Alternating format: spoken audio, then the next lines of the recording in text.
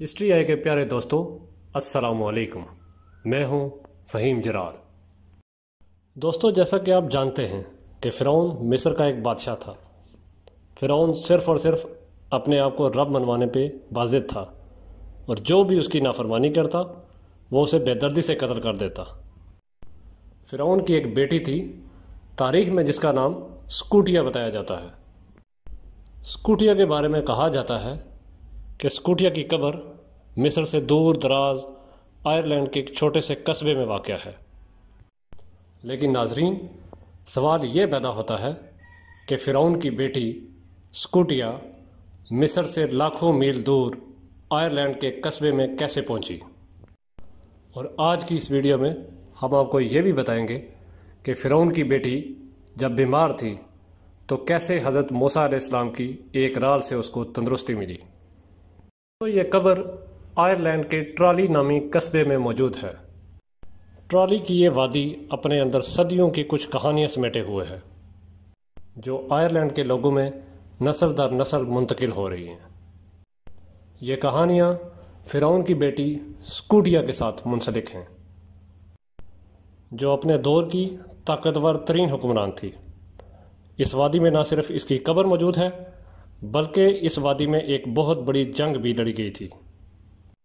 یہ جنگ سکوٹیا اور یہاں کے مقامی لوگوں کے درمیان لڑی گئی تھی۔ چونکہ سکوٹیا اور اس کے ساتھی جدید اور بہترین ہتھیاروں سے لیس تھے اور بہت بہتر حکمت عملی بھی رکھتے تھے، اس لیے وہ یہ جنگ بہت آسانی سے جیت گئے۔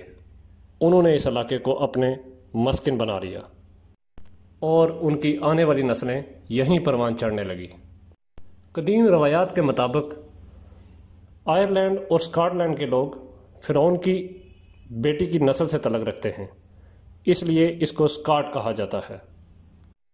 قدیم روایات کے مطابق اس شہزادی کو محبت کی پاداش میں مصر سے دربدر کر دیا گیا تھا۔ اصل میں یہ شہزادی اپنے محل میں موجود ایک بدصورت غلام پر عاشق ہو گئی تھی۔ آہستہ آہستہ یہ شہزادی اس غلام کے قریب ہوتی چلی گئی اور اپنے امور سلطنت میں دخل اندازی کی بھی اجازت دینے لگی۔ یہ سب ماجرا دیکھ کر محل کے دوسرے غلاموں کو شہزادی پر شک ہونے لگا، لہٰذا انہوں نے شہزادی کی جاسوسی کا فیصلہ کیا۔ دوستو، کچھ ہی دنوں میں ان کو اس بات کا مکمل یقین ہو گیا، لہٰذا انہوں نے یہ سارا ماجرا فرعون کے سامنے رکھ دیا۔ فرعون یہ سن کر بہت آگ بگولا ہو گیا اور فوراً اپنی بیٹی کو دربار میں طلب کر لیا۔ جب فرعون کی بیٹی سکوٹیا نے محبت کا اعتراف کرتے ہوئے اس غلام کو چھوڑنے سے انکار کر دیا تو فرعون نے سکوٹیا کو ملک سے دربدر کر دیا اور اس غلام کو قید کر لیا، جس کو بعد میں قتل کر دیا گیا۔ ناظرین گرامی، مصر سے جب شہزادی سکوٹیا کو نکالا گیا تو اس وقت مصر ایک عظیم طاقت کے نام سے جانا جاتا تھا، لیکن کچھ ہی عرصے کے بعد مصر کے اقتدار کو گرہن لگ گیا، کیونکہ اسی دور میں بنی اسرائیل کے خروج اور فرعون کے غرق آب کا واقعہ پیش آیا تھا، جبکہ کچھ محررین ایتھوپیا کے جنگجوؤں کا مصر پر یلغار کو بھی اسی دور کا واقعہ قرار دیتے ہیں۔ مصر سے نکالے جانے کے بعد سکوٹیا نے اسپین میں قیام کیا، لیکن کچھ نامعلوم وجوہات کی بنا پر سکوٹیا کو یہ علاقہ بھی راس نہ آیا۔ چونکہ سکوٹیا بہت دولت اور ہیرے جواہرات رکھتی تھی، اس لیے اس کے ساتھ کچھ لوگ بھی شامل ہوتے گئے۔ اسپین کو چھوڑ کر سفر کرتا کرتا یہ قافلہ ایک نامعلوم جزیرے پر پہنچا۔ دوستو، یہی وہ جزیرہ ہے جسے آج آئرلینڈ کہا جاتا ہے۔ جب سکوٹیا اور اس کے قافلے کے لوگ یہاں آ کے آباد ہوئے تو وہاں کے مقامی لوگوں نے ان کی مخالفت شروع کر دی۔ چونکہ سکوٹیا اور اس کے ساتھی جدید ہتھیار رکھتے تھے، اس لیے انہوں نے وہاں کے مقامی لوگوں کو شکست دے کر وہاں قیام کر لیا اور یہاں کے تمام تر وسائل پر بھی قبضہ کر لیا۔ بعد میں جب ان کی نسلیں پھلنا پھولنا شروع ہوئی تو انہوں نے سکاٹ لینڈ پر بھی اپنی کالونیاں تعمیر کر لی اور اس جگہ کا نام اپنی ملکہ کے نام پر سکاٹ لینڈ رکھ دیا۔ آج بھی اسی نام سے مشہور ہے۔ ناظرین گرامی، اسی علاقے میں ایک پتھر بھی موجود ہے جسے قسمت کا پتھر کہا جاتا ہے۔ اس پتھر کے بارے میں لوگوں کا ماننا ہے کہ اس پتھر کا اصل مالک بھی سکوٹیا ہی ہے۔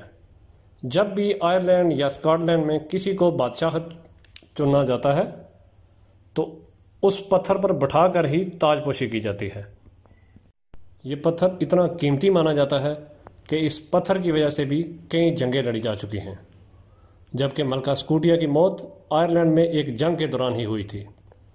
یہاں چند محررین کا کہنا ہے کہ یہ باتیں محض مقامی روایات پر منحصر ہیں، جن کا حقیقت سے کوئی تعلق نہیں، لیکن زیادہ تر محررین ان باتوں کو حقیقت پر مبنی قرار دیتے ہیں۔ ایک دفعہ فرعون کی بیٹی شدید بیمار ہو گئی۔ بے شمار معالج اس کا علاج کرنے آئے، لیکن وہ اس کو ٹھیک کرنے میں مکمل ناکام رہے، حتیٰ کہ یہاں تک نوبت آ گئی کہ فرعون نے پوری سلطنت میں اعلان کروایا کہ جو میری بیٹی کو صحتیاب کرے گا اس کو میں بہت بڑے انعام سے نوازوں گا۔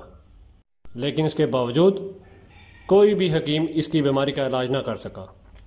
آخرکار فرعون کو بتایا گیا کہ ایک بچہ دریائے نیل کو پار کر کے آئے گا، وہ اپنی رال سے اس لڑکی کا علاج کرے گا۔ اب فرعون اور اس کی بیوی کسی ایسے واقعے کا انتظار کرنے لگے۔ ایک دن فرعون اور اس کی بیوی دریائے نیل کے کنارے بیٹھے ہوئے تھے کہ ان کو پانی پہ تیرتا ہوا ایک صندوق نظر آیا۔ فرعون نے صندوق کو پانی سے باہر نکالنے کا حکم دیا۔ جب فرعون کے غلام اس صندوق کو دریا سے باہر لے کر آئے تو کسی کو بھی اس صندوق کو کھولنے کی ہمت نہ ہوئی۔ آخرکار فرعون نے خود صندوق کھولا اور فرعون اور اس کی بیوی نے دیکھا کہ صندوق کے اندر ایک ماہتاب چمک رہا ہے۔ اس چاند جیسے بچے کے چہرے سے نور کی کرن پھوٹ رہی ہے، جس نے فرعون کی بیوی کا دل منور کر دیا۔ لہٰذا یہ عورت اس بچے یعنی حضرت موسیٰ کو گھر لے آئی اور پرورش شروع کر دی۔ یہ وہی فرعون تھا جو اپنے تخت کی خاطر ہزاروں بچوں کو قتل کر چکا تھا، اور اللہ نے حضرت موسیٰ علیہ السلام کو اسی کے گھر میں پالنا شروع کر دیا۔ لیکن حضرت موسیٰ علیہ السلام نے کسی بھی دودھ پلانے والی کا دودھ قبول نہیں کیا۔ لہٰذا حضرت موسیٰ علیہ السلام کی بہن نے رہنمائی کی۔ حضرت موسیٰ کی والدہ کو محل میں بلایا گیا۔ جیسے ہی حضرت موسیٰ علیہ السلام کی والدہ نے اپنا دودھ پلانا چاہا تو فوراً حضرت موسیٰ علیہ السلام نے دودھ قبول کر لیا۔ اسی دوران فرعون کو یہ خیال آیا کہ شاید یہ وہی بچہ ہے جس کی رال سے میری بیٹی صحت یاب ہوگی۔ لہٰذا فرعون نے حضرت موسیٰ علیہ السلام کے منہ کی رال اپنی بیٹی کے جسم پہ لگائی، جس سے معجزاتی طور پر وہ بچی صحت یاب ہو گئی۔ ناظرین گرامی، اس سے یہ بات ثابت ہوتی ہے اللہ جو چاہتا ہے وہ کرتا ہے، اور اللہ فرعون کے گھر میں حضرت موسیٰ علیہ السلام کو پال سکتا ہے تو زمین و آسمان میں اپنی قدرت کامل سے کچھ بھی کر سکتا ہے۔ جی تو ہسٹری آئی کے پیارے دوستوں، یہ تھی ہماری آج کی ویڈیو۔